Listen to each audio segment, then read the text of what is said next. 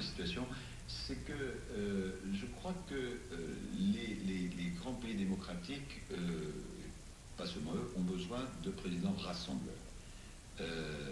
On est dans une société qui est très clivée et les gens ont besoin que leur président soit quelqu'un qui puisse incarner le pays et rassembler. Je pense que quand on a des positions trop tranchées, à la limite du sectarisme, ça peut plaire à certains extrêmes, mais on a beaucoup de difficultés à être élu et beaucoup de difficultés à gouverner. L'un des problèmes maintenant Il va y arriver à gouverner parce qu'il a une Chambre des représentants qui est contre lui et qui l'a bloqué d'ailleurs depuis des années. C'est une des raisons pour lesquelles il n'est pas arrivé à faire toutes ces réformes.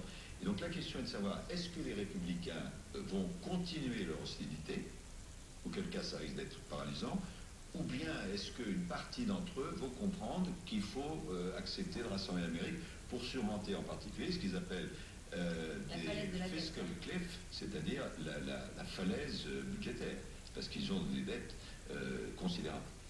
Alors nous aussi, on a des dettes considérables, nous aussi on a une situation économique difficile, et nous, je veux dire l'Europe, la France, et aujourd'hui la Commission européenne a donné des prévisions économiques assez pessimistes en fait, et notamment sur la France, avec prévision de croissance à 0,4 alors que le gouvernement dit 0,8, et surtout sur le déficit, 3,5%, bien sûr, au lieu des 3% qu'on nous annonce et qu'on nous promet comme récompense des efforts fiscaux, par exemple. Oui.